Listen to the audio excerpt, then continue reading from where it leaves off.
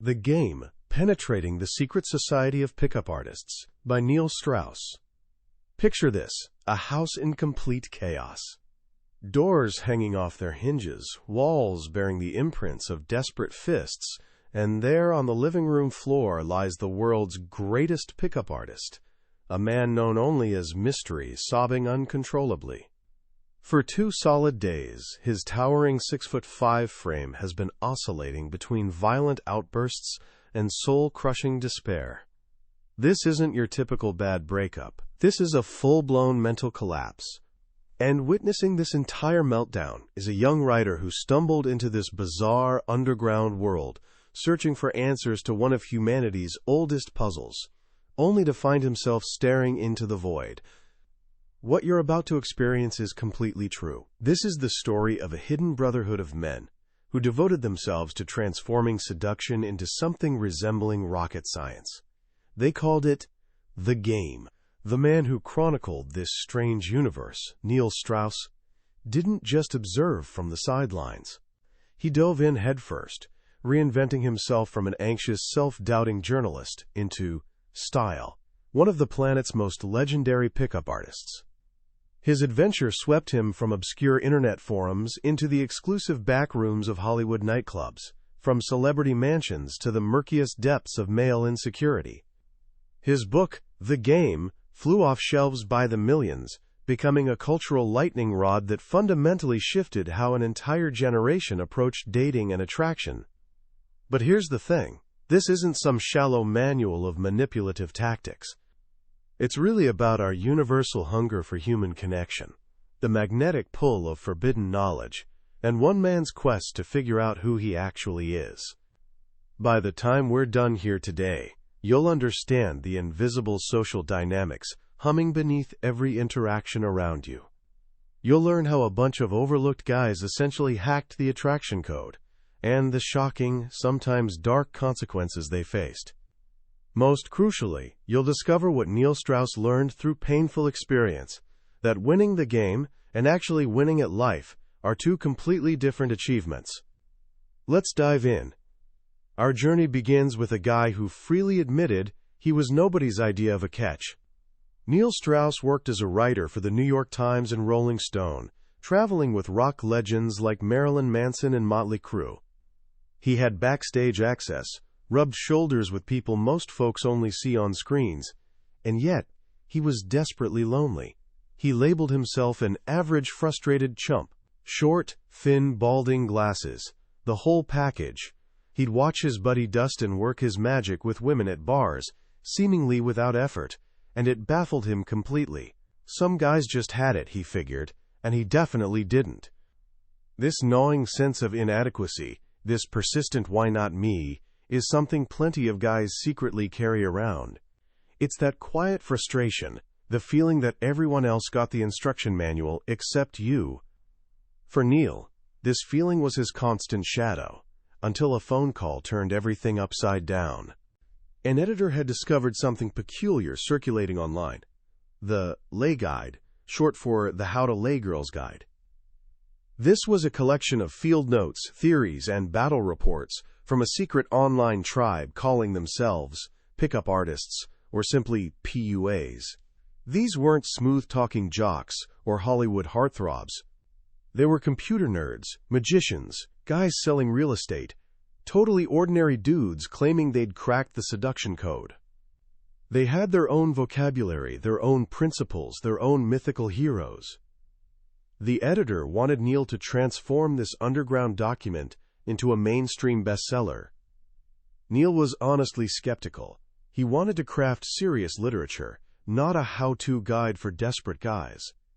But as he started reading, something clicked. This wasn't just cheap pickup tricks. It was an obsessive deep dive into social psychology, evolutionary biology, and what makes people tick. These men had dissected every microsecond of human interaction, from that first glance across a crowded bar to the intimate moments that followed. They had terminology for everything. The woman you're pursuing is your target. Her friends are obstacles. Going out to meet women is sarging. Neil realized he couldn't report on this world from a safe distance. He needed to jump in. He needed to become one of them. His mission crystallized: find the world's greatest pickup artists and absorb their secrets. His quest led him to the most mythical figure of them all, Mystery. Mystery was a Canadian magician who, after losing his virginity embarrassingly late at 21, decided to apply the same obsessive focus he used for card tricks to understanding women. He spent an entire decade practically living in bars, clubs, and coffee shops, testing hypotheses, bombing spectacularly, and gradually refining his approach until he developed what he called the mystery method. It was essentially a blueprint for human connection. Step 1, identify your target. Step 2, approach and start the conversation. Step 3, demonstrate your value. The system went on and on, a detailed flowchart for something most people think should be spontaneous. Neil, hungry for transformation, pulled $500 from his account and enrolled in Mystery's inaugural live workshop in Los Angeles. Walking into that hotel lobby, pockets stuffed with gum, a notepad, and condoms, Neil describes feeling utterly pathetic. Signing up for something like this is admitting defeat at one of life's most basic challenges. There, he encountered his fellow students. Sweater was a balding 40-something who'd flown in from Australia, clearly wealthy but visibly trembling with insecurity. Extramask was a 26-year-old virgin who'd never even held hands with a girl. Neil, with his grand total of 6 romantic partners, suddenly felt like a seasoned veteran. Mystery gathered them and unveiled his method's core principles. First up was the 3-second rule. When you spot someone you want to approach, you've got 3 seconds max. Wait any longer, and your brain spirals into overthinking, nervousness builds, and you'll either chicken out or come across as creepy and calculated. Then came peacock theory. To attract the most desirable potential partner, Mystery explained, you need to stand out visually, like an actual peacock displaying its plumage. For humans, this meant wearing something eye-catching or unusual, a vibrant shirt, an odd hat, glowing jewelry. It's designed to make women notice you first, sometimes even approach you. The third concept, perhaps his most infamous, was the neg. A neg isn't exactly a compliment, but it's not quite an insult either. It's a playful tease or backhanded observation. Something like, "Nice dress. I saw 3 other women wearing it tonight." Or, "Your nails look great. Are they real?" The purpose, Mystery taught, was to gently chip away at a beautiful woman's inflated confidence. Women accustomed to constant praise become numb to compliments. A neg signals that you're not intimidated by her looks, that you have standards, and that she needs to earn your approval. Armed with these bizarre new tools, Neil and his classmates ventured into actual nightclubs. What he witnessed that first night completely shattered his understanding of reality. He watched Mystery approach a group that included Scott Baio from Happy Days. Mystery's target was Baio's gorgeous date. But instead of talking to her, he completely ignored her and focused on entertaining Scott Baio and his friend with magic tricks, making a $40,000 watch mysteriously stop and start. The more he ignored the beautiful woman, the more desperately she wanted his attention. When he finally acknowledged her, he was already in. 10 minutes later, Mystery walked out with her phone number. He'd just stolen a girl from a celebrity, right under everyone's noses. Neil realized this wasn't just theory. This stuff actually worked. Over the following months, Neil's metamorphosis began. He adopted his PUA identity, style. He started hitting the clubs every single night, practicing relentlessly. But he recognized that Mystery's approach was just one piece of a larger puzzle. He needed to find the other masters of this hidden art. He tracked down Ross Jeffries, arguably the godfather of the entire community, who'd launched it back in the late 80s. Jeffries created speed seduction, a method based on controversial hypnosis techniques called neuro-linguistic programming, or NLP. While Mystery manipulated social situations, Jeffries aimed to manipulate the subconscious mind itself. He used hypnotic speech patterns and anchoring, linking a physical gesture, like touching his collar, with an emotion like attraction, to forge instant, powerful connections. Ross Jeffries actually inspired Tom Cruise's character in Magnolia, that over-the-top seduction guru Frank Mackey. Jeffries saw mystery as a rival, and style as a potential convert. Style also connected with David D'Angelo, a good-looking real estate agent teaching something called cocky and funny. The philosophy was to playfully tease women with confident arrogance, never giving straight answers, keeping them constantly guessing. If a woman asked what you did for work, you wouldn't say, accountant. You'd say something ridiculous like, professional hopscotch player, or white slave trader, always delivered with a mischievous grin. Then there was Juggler, a street performer who taught that you shouldn't interrogate people with questions. Instead, make statements. Rather than asking, where are you from? You'd say, you strike me as someone from the Midwest. This creates conversation instead of interrogation. Style became obsessed with absorbing everything. He locked himself away for an entire week, devouring books on body language, magic, handwriting analysis, and female psychology.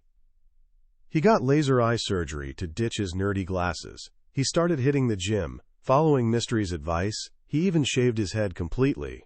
Neil Strauss was gradually disappearing, and style was taking his place. His existence became this strange split between theory and practice. During the day, he studied hypnotic techniques from shadowy figures like Steve P., who claimed he could give women orgasms with just his voice. At night, he prowled clubs with his new crew of wings, like Grimble and Two-Timer, testing conversation starters like, hey, my buddy just got invited on the Maury Povich show to meet his secret admirer.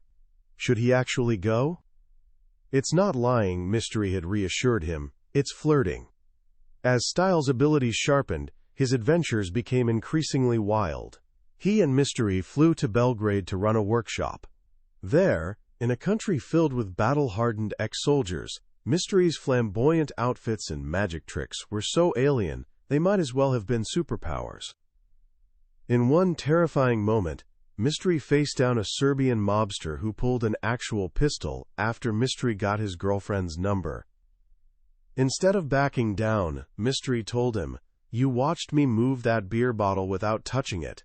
Imagine what I could do to a single brain cell in your head. The mobster, stunned and confused, actually lowered his weapon. Style's own skills were reaching remarkable heights. His breakthrough moment came during a Miami workshop. He approached two platinum blonde women who were, in pickup artist terminology, perfect tens. They'd been brutally rejecting every guy all night. But Style didn't compliment them. He ignored one completely and delivered perfectly calibrated negs to the other. Is that your real hair? He asked, actually tugging on it. He told them they looked like weird little snowflakes. When one got offended, he didn't apologize. He reframed the entire interaction, explaining that beauty is common, but genuine personality is rare. He had them mesmerized. Within 30 minutes, he was making out with one of them. He'd executed a flawless pickup from beginning to end, and his reputation in the community exploded. He wasn't just a student anymore, he'd become a master. And here's where things get complicated. The mission was accomplished. Neil Strauss, the average frustrated chump, had vanished. Style, the master pickup artist, had taken his place. Women were no longer mysterious. They were a formula to be solved. But a new, messier problem was emerging. The community was exploding exponentially. Guys from every corner of the globe were dropping thousands of dollars on workshops. The secret society wasn't remotely secret anymore. At the center of this expanding universe, Style and Mystery decided to create a headquarters, a pickup artist mecca. They rented a massive mansion in the Hollywood Hills, Dean Martin's former estate, and christened it Project Hollywood. It was supposed to be pickup artist paradise, a place where they'd build such an attractive lifestyle that women would naturally gravitate to them. The house filled with a rotating cast of characters. Papa, a business-savvy student who managed operations. Herbal, a quiet, wealthy professional gambler. Playboy, a nightclub promoter. plus a constant stream of students, hopefuls, and hangers-on. For a while it genuinely felt like paradise. They threw legendary parties, brought women home constantly, and lived in their own self-created bubble. The house became a laboratory for social experiments. Style even discovered what he called the secret to threesomes, with a technique he dubbed the dual induction massage. The community franchised globally, with Project Austin, Project San Francisco, and Project Sydney sprouting up everywhere. They felt invincible. But the foundation was shaky. This was a house full of men whose entire self-worth depended on female validation, and their egos, previously suppressed, were now completely unleashed. A young, ambitious pickup artist named Tyler Durden moved in. He and Papa launched a competing company, Real Social Dynamics, teaching their own variation of the game, often in the same house, to the same students as Mystery. The brotherhood splintered into warring factions. The mansion became a battlefield of egos, manipulation, and psychological warfare. Then Katya entered the picture. She was a petite Russian party girl Mystery met during a workshop. Within 3 weeks, in a manic burst of passion in Las Vegas, he married her. Katya moved into Project Hollywood, bringing playful energy into a house of intense, analytical men. But the fairy tale soured quickly. Mystery, a master of pursuit, had zero idea how to maintain an actual relationship. He grew emotionally distant, spending entire days playing video games. Feeling neglected, Katya started flirting with other guys in the house. Eventually, she began a relationship with Herbal, Mystery's closest friend. When Mystery discovered them together, it triggered a complete psychological meltdown. The man who'd built an empire understanding female attraction was destroyed by the one thing he couldn't control: genuine human emotion. This brings us full circle to where we started: Mystery on the floor, sobbing, threatening suicide. Style, once his student, was now his caretaker, driving him to a psychiatric facility. The legendary guru was broken. The house was imploding, torn apart by the very dynamics they'd tried to master. Amid this chaos, Style's old life came knocking. He landed an interview with Tom Cruise, who'd actually read his article about the pickup community. He spent days with Courtney Love, who moved into Project Hollywood seeking romantic advice from the pickup artists. He even used his techniques during an interview with Britney Spears, breaking through her media-trained facade to create a moment of authentic connection. But these glimpses of the outside world only highlighted how toxic his own had become. He was surrounded by what he called social robots. Guys who couldn't have normal conversations anymore without thinking in terms of openers, routines, and closing techniques. They were losing their humanity. His old friend Dustin, the natural charmer, reappeared, but he'd undergone his own radical transformation. He'd given up women entirely and moved to Jerusalem to study at a religious school. He told Style he'd been trying to fill a spiritual void with women, and when that failed, he turned to God. Style stood at a crossroads. He examined his own existence. He was sleeping with more women than he'd ever imagined possible, yet he felt completely hollow. He'd mastered creating attraction, but not genuine connection. The game had given him confidence, but also made him cynical. Then he met Lisa, Courtney Love's guitarist. She was different. Strong, confident, and completely immune to his techniques. She wasn't impressed by Style, the pickup artist. She challenged him. She was, in game terminology, neg-proof. For the first time, Style had to be himself. Just Neil. He couldn't rely on his practice routines, and in doing that, he discovered something authentic. He realized the entire journey, the workshops, the gurus, the mansion, the drama, hadn't been about learning to become someone else. It had been about finding the confidence to be himself. The game was training wheels. It got him moving, but he couldn't keep them on forever. The book concludes with Neil Strauss walking away from Project Hollywood. The grand experiment had crashed and burned. The brotherhood had dissolved into bitter rivalries. But Neil had found what he was searching for, though it wasn't what he'd expected. He'd learned that to truly win the game, you have to stop playing it. So what do we actually take away from this wild story? It's tempting to dismiss the game as just a questionable manual for manipulating women. And honestly, parts of it are exactly that. But seeing it only through that lens misses the deeper, more interesting story Neil Strauss is really telling. At its core, this is a story about insecurity. It's about that deep fear of inadequacy that haunts so many people, especially young men, when they look in the mirror. The guys in this community weren't born with natural charisma or movie star confidence. They were the outsiders, the awkward ones, the invisible guys. So they did what intelligent, analytical people do when facing an unsolvable problem. They studied it obsessively. They deconstructed it, labeled every component, and built a system to overcome it. What they created is actually a fascinating lens for viewing human interaction. The concepts in this book, demonstrating value, peacocking, reading indicators of interest, these aren't just tricks. They're observations about the subconscious signals we all broadcast and receive constantly. We're all playing some version of this game. We're all trying to present our best selves, show our worth, win approval from others. The pickup artists just decided to be hyper-conscious and strategic about it. And for a while, it genuinely worked. Neil Strauss transforming into style proves that confidence isn't some magical trait you're born with. It's a skill you can develop. By repeatedly stepping outside his comfort zone, he literally rewired his brain and personality. But the story is equally a powerful warning. It shows what happens when you become so consumed by a system that you lose your humanity. The residents of Project Hollywood got so obsessed with the mechanics of attraction that they forgot how to have real relationships. They mastered the art of the pickup, but failed completely at connection.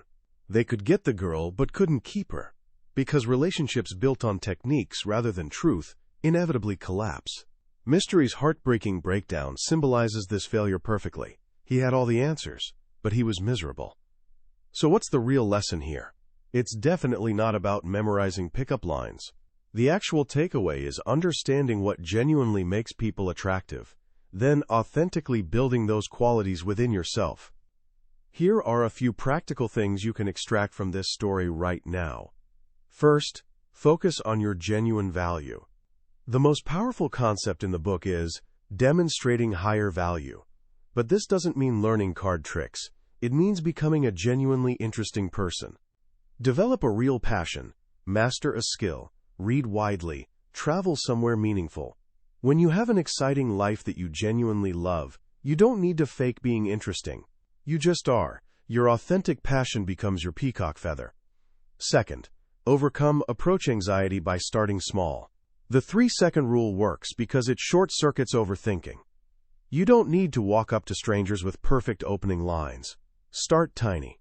Just make eye contact and smile at people on the street. Ask your barista how their day's going. The goal isn't getting phone numbers. It's getting comfortable with the simple act of initiating human connection. And third, understand that attraction isn't a logical choice. This is one of the community's most repeated mantras, and it's basically true. People are naturally drawn to confidence, humor, passion, and status. You can't logic someone into liking you, but you can become the kind of person others naturally gravitate toward. And that journey of becoming your best self is infinitely more rewarding than memorizing 1,000 openers. That was a summary of The Game by Neil Strauss.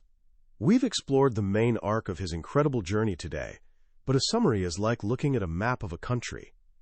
The real magic happens when you actually visit. The book contains so many more fascinating stories, unforgettable characters, and intriguing psychological insights. This summary is just a starting point, helping you decide if this is a journey worth taking. If anything we've discussed today sparked your curiosity, I genuinely encourage you to grab a copy. Reading it isn't just about learning techniques. It's an experience that might fundamentally shift how you see yourself and the world around you. You'll find a link to the book in the description below. Also, if you found this summary valuable and want to keep exploring ideas from the world's most influential books, please take a moment to like this video and subscribe to the channel. It helps us grow and ensures you won't miss our next journey into another transformative book. Let's keep learning and growing together.